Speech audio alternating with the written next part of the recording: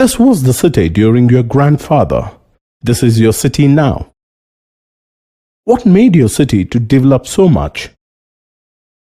People engaged in various economic activities brought this development to your city. Look at the images. People are engaged in various economic activities.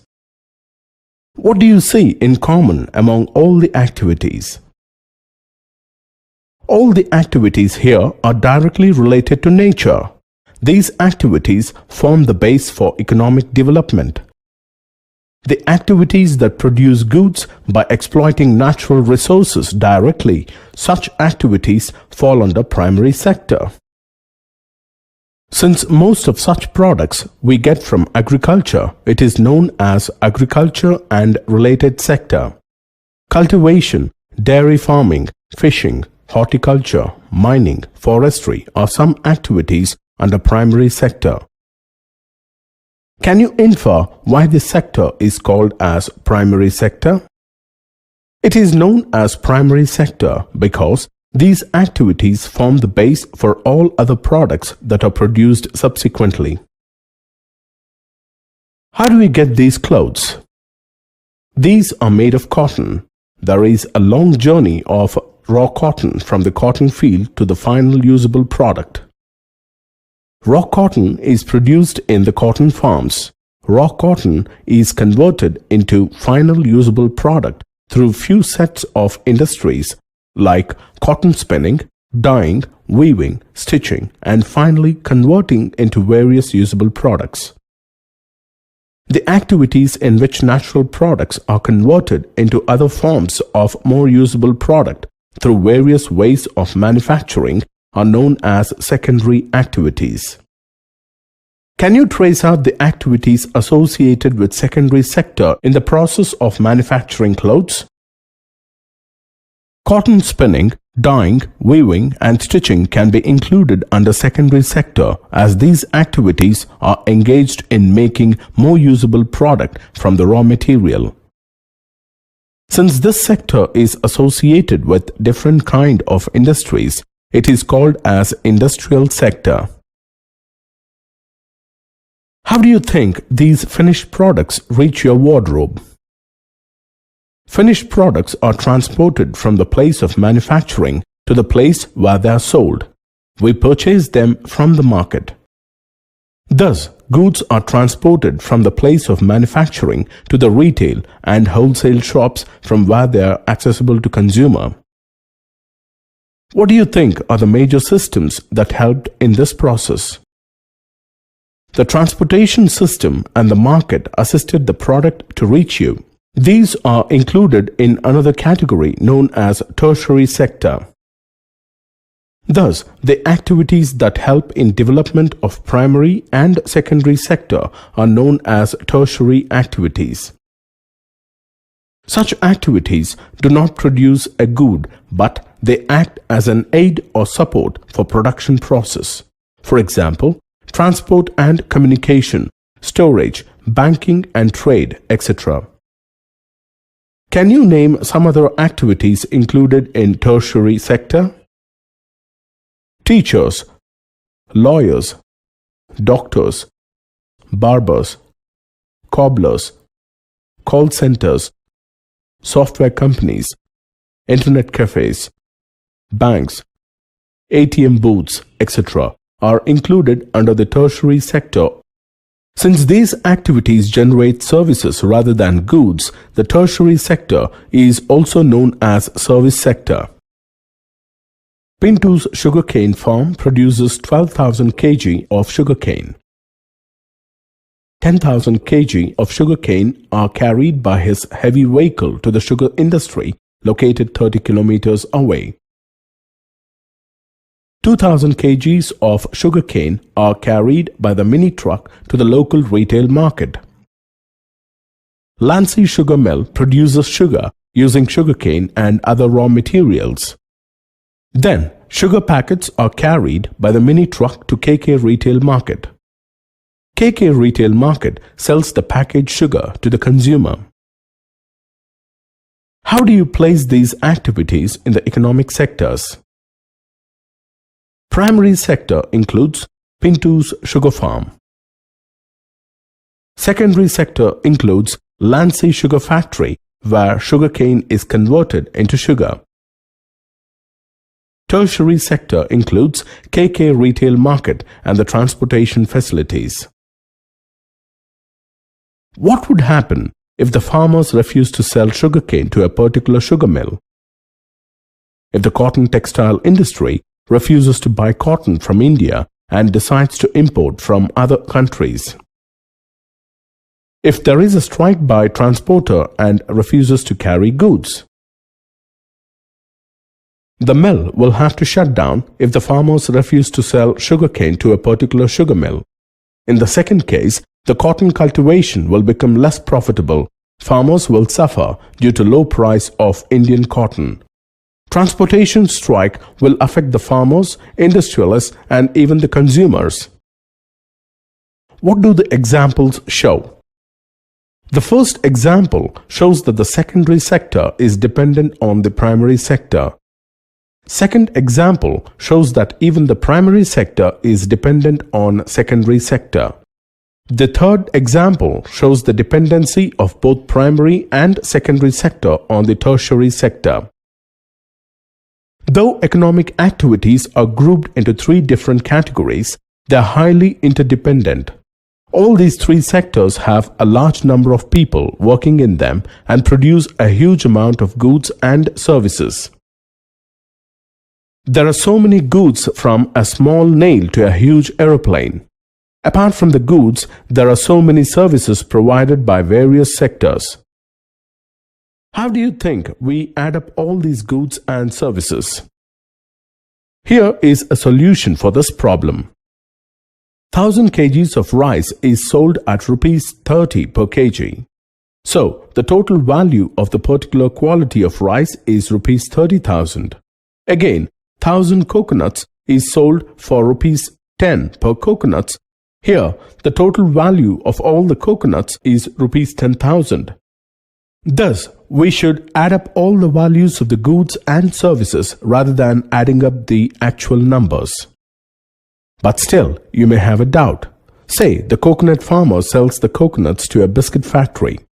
The biscuit factory uses the coconuts to make biscuits, and 1000 packets of biscuits are sold for Rs 15 per packet.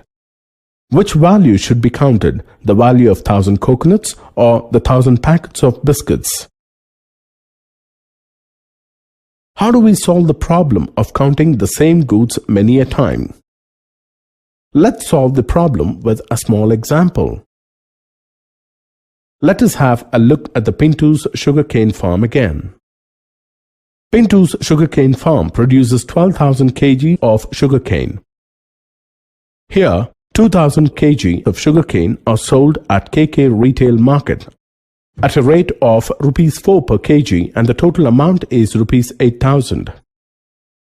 Another 10,000 kg of sugarcane are sold to Lancy sugar mill at a rate of Rs 3 per kg, and the total amount will be 30,000.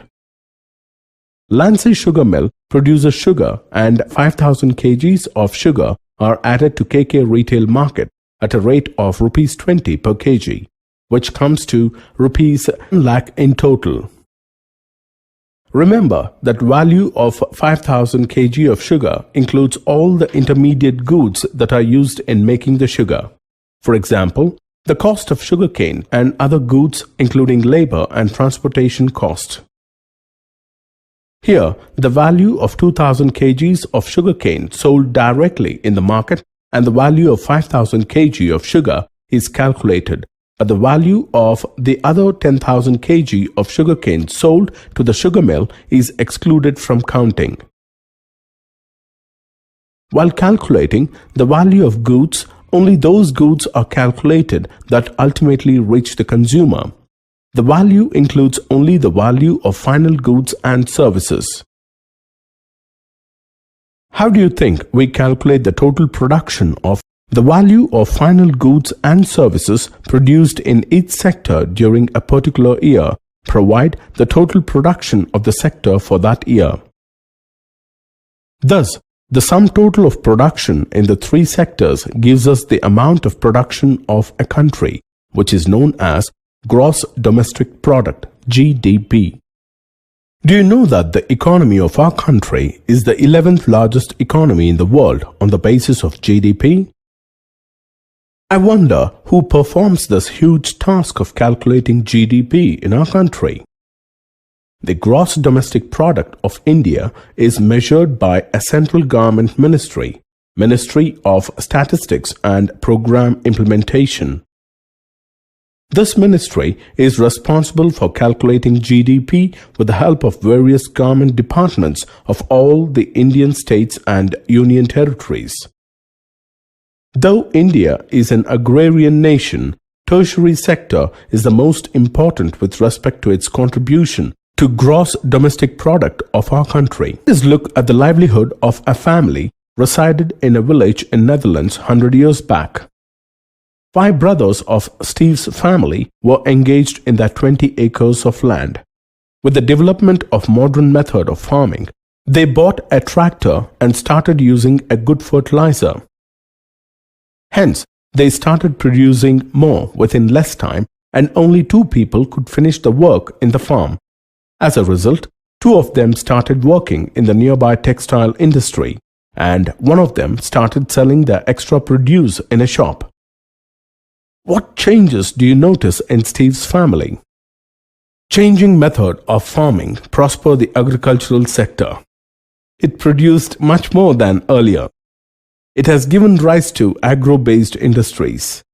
Then, with the need of manufacturing goods, various factories came up and started expanding. Then, this secondary sector became important in production and employment. Development of primary and secondary sector helped in growth of other tertiary sectors like shopping centers, banking, transportation, and many other service-based activities. Now, this service sector has become the most important sector in terms of total production. This is the pattern of growth of the 3 sectors in developed nations. It is important to know whether the developing nations show the same trend or not. Have a look at the graph.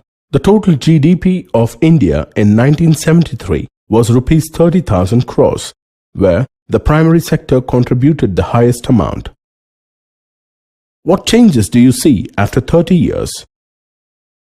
In 2003, the total GDP of the country increased manifold. The largest producing sector in 2003 is the tertiary sector. Though the production has increased in all the sectors over the last 30 years, the tertiary sector has shown a tremendous growth among them.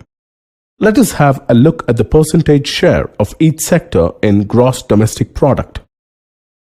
What changes do you notice in the percentage share of each sector in GDP over the last 30 years? The share of primary sector, which was about 45% in 1973, has reduced remarkably to about 24% in 2003. The share of secondary sector has shown a small increase from about 20% in 1973 to about 22% in 2003. There is tremendous growth in tertiary sector, which contributed about 35% in 1973, has increased to about 54% in 2003. What do you think are the reasons for rising importance of the tertiary sector in our country? Some of the reasons for such growth are need for basic services in a developing nation, requirement with respect to development of primary and secondary sector, demand for services due to rising income level, huge growth of information and communication technology. What basic facilities do you want in your country? Some of such facilities we need in our country are hospitals, educational institutions, banks, post and telegraph, good transport, communication facilities, police stations, courts, municipal corporations, village panchayats, etc. Do you know who bears the prime responsibility for the growth of these services? In a developing country like India, Government has to take the responsibility for most of these services. Requirement for these basic services has given birth to all these service-based activities. Let us find out the answers for some questions. How do we carry the raw materials and the industrial or agricultural produce from one place to another without better transportation? Why do we store the huge amount of agricultural and industrial produce without good storage facility? Why do we sell them if the nation is poor in trade and commerce? Now, can you infer the basic facilities needed for development of agriculture and industry? The basic facilities such as transport, storage, trade and commerce needed for agriculture and industry have given rise to such tertiary activities. Let us look at our lives in the cities. Higher income group in a modern city is willing to spend more in some different activities like eating out, going for extra shopping in the malls, going out for entertainment, visiting tourist places, putting their kids in private schools, going for good private hospitals, etc. Thus, rise in income levels of the people gave rise to many related services needed for further development of the society. Nowadays, you hardly send letters by post. You email. You just click the mouse and get all the information around. Your brother need not stand in a queue for buying the travel ticket. It is done sitting at home just on a click. Your father need not go out to the telephone office to pay the bill. He does it online. Your mom need not go out for shopping quite often. She can shop online. What made our life so easy and comfortable? Information and communication technology has brought enormous changes in the service sector in India recently. Information and communication technology consists of all the technical means used to handle information and aid communication, including computer and network hardware as well as necessary software. It also consists of IT as well as telephony, broadcast media, and all types of audio and video processing and transmission systems. Growth of information and communication technology is one of the important reasons for fast growth of few cities in India like Hyderabad, Bangalore, etc. Our country began with a fast-paced economic growth as globalization principles were initiated in 1990 for international competition and foreign investment. It is predicted that India will be among the leading economies of the world in the near future. How do these two sets of pictures differ from each other? People in first set just manage to earn a living. They perform these services because there's no other alternative opportunities. Very large number of workers are engaged in such services.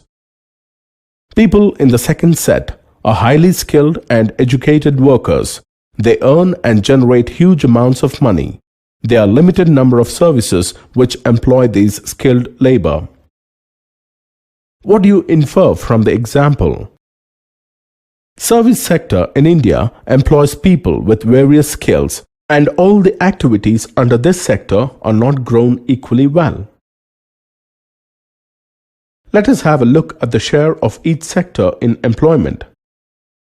What changes do you see in employment from 1973 to 2000?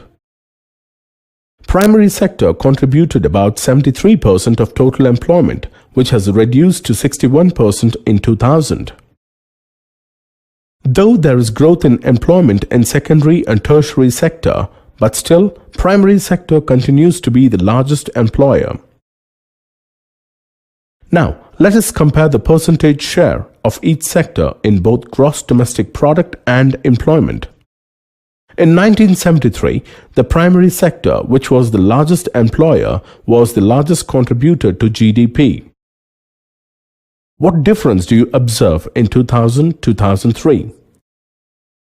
The primary sector remained the largest employer, but no more shared highest amount in gross domestic product. On the contrary, its share to the total GDP is declined from 45% in 1973 to 24% in 2003.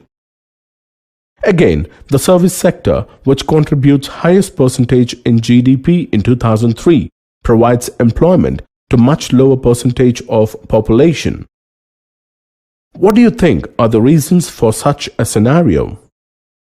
There was not enough jobs created in the secondary and tertiary sector, which is provided by the fact we already observed in the bar graphs. Though industrial output went up by 8 times in the last few decades, employment in the industrial sector went up only by 2.5 times. Similarly, though production in the service sector rose 11 times, employment went up less than 3 times. More than half of the population in the country are working in the primary sector, mainly in agriculture, producing only a quarter of the GDP. On the other hand, secondary and tertiary sector produce 3/4 of the total GDP, whereas they employ only less than half of the population. Thus, we need to focus both on the employment and GDP in each sector, as both do not synchronize in the developing nations. Do you think that agriculture is overloaded due to higher amount of illiterate people who cannot provide the skills required for secondary and tertiary sector? Or is it because the people engaged in primary activity do not want to leave their age-old occupation? And Nandu? Bimla is an employee of a government bank. She attends her office from 9:30 a.m. to 5:30 p.m. She gets her salary regularly at the end of every month. In addition to the salary, she also gets provident fund, medical and other allowances. Bimla need not go to office on Sundays and other government holidays. These are paid holidays. While joining, she was given an appointment letter stating all the terms and conditions of work. Nandu is a daily wage worker in a small grocery shop. He goes to the shop at 7:30 in the morning and works till 9 p.m. He does not get any allowances apart from his wages. He works for 7 days a week and he is not paid for the days he does not work. He was not given any formal letter stating his appointment in the shop. He can be asked to leave the job anytime by his employer. What are the differences you see in their conditions of work? The working condition in Bimla's office is very much systematic and secured, but the working condition in the grocery shop is unsystematic and insecure. Thus, the enterprises or the places of work where the terms of employment are regular and people have assured work, these are known as organized sector. The small and scattered units which are largely outside the control of the government are called unorganized sector. Let us know the characteristics of organized sector. Units in the organized sector are registered by the government and have to follow its rules and regulations, which are stated in various laws such as Factory Act, Minimum Wages Act, Payment of Gratuity Act, Shops and Establishment Act, etc. Employees in the organized sector get a formal appointment order where all the terms and conditions are stated. Employees are expected to work only a fixed number of hours. If they work for extra time, they have to be paid extra by the employer. The employees are paid well in accordance with their position and get paid leave, payment during holidays, provident fund, gratuity, etc. Employees are supposed to get medical benefits and the workplace must be ensured with the facilities like safe drinking water and safe working environment. Have a look at the table to know the workers in different sectors. The table reveals that most of the workers in primary sector are unorganized. About 93% of the total working population is engaged with the unorganized sector in India. What do you think are the reasons for such a scenario? Though organized sector offers the most demanding employment opportunity, it has been expanding very slowly. Many organized enterprises are found in unorganized sector. They enter unorganized sector to evade taxes and do not follow the laws that protect laborers.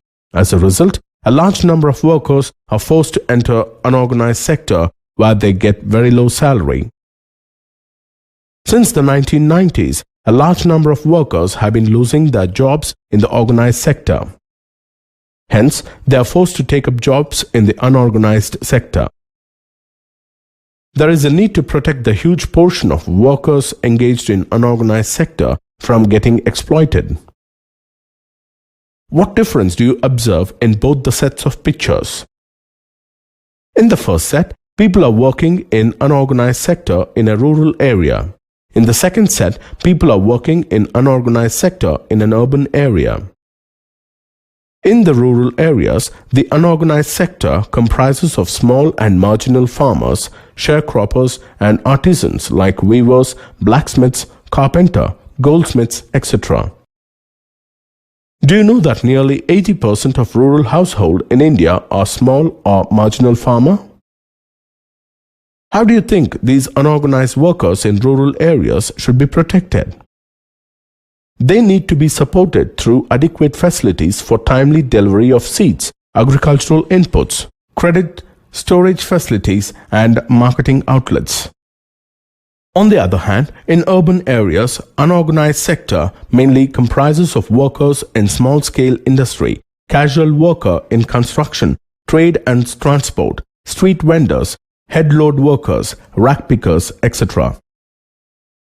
Small-scale industries in the urban and semi-urban areas need government support for processing raw materials and marketing of output. Even the casual workers too need government protection. Can you distinguish both the sets of pictures? The services in the first set of pictures, the government owns the assets and provides all the services. These economic activities are under public sector. Government raises money even though taxes or other ways to meet expenses on the services. In the second set of activities, ownership of assets and delivery of services are in the hands of private individuals or companies. These are the economic activities under private sector. Activities of private sector are guided by the motive to earn profit. Can you name some organizations that operate under public sector? Indian Railways, Indian Postal, Oil and Natural Gas Commission, Steel Authority of India Limited, various banks such as Bank of India, Bank of Baroda, United Bank of India, etc. operate under public sector. There is a large number of such examples. Some of the activities under private sectors are Tata Iron and Steel Company, Tata Motors, couriers like Blue Dart, insurance companies like Bajaj Allianz, oil exploration companies like SR, various banks like HDFC, Citibank, Axis Bank, etc. There are many other such examples. These are some activities needed for the development of our nation. Do you know who provides such development services? These are some activities where the government has to support. Private sector may not continue production unless government encourages. For example, generating electricity is costly affair. So, selling it in such high price will have adverse effect on small-scale industries. Because they cannot afford using electricity at a high price, so government needs to take up responsibility for distributing such services at lower price. Similarly, government needs to look after the non-profit areas which help in development, such as construction of roads, bridges, etc. Thus, government needs to take up responsibilities for developmental activities in our country. You must have seen people in the rural and urban areas buying goods from ration shop at lower price. Why do you think we get goods in fair price shops at a price lower than the standard market price? Government in India buys the agricultural products from the farmers at a fair price.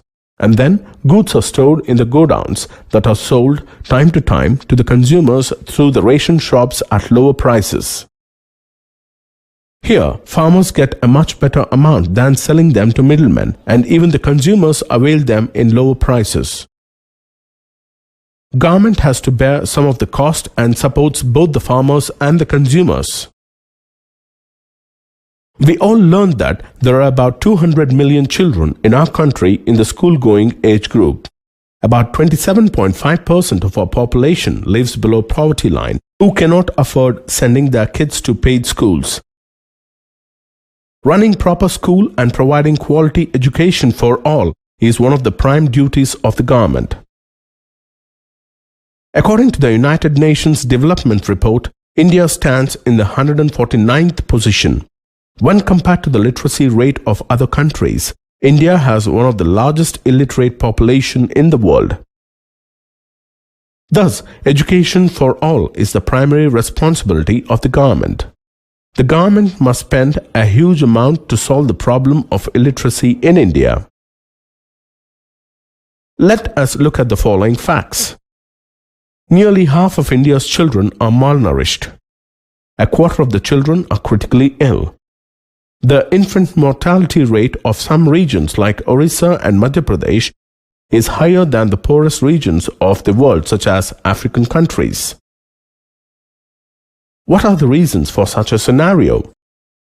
A huge part of Indian population live a life below poverty line who do not have access to safe drinking water, housing facilities, nutritious food, medical facilities, etc.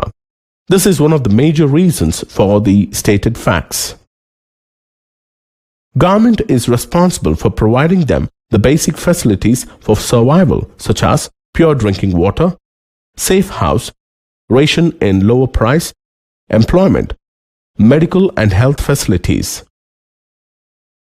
It is the duty of our government to take care of the poorest regions of the country through increased spending in such areas.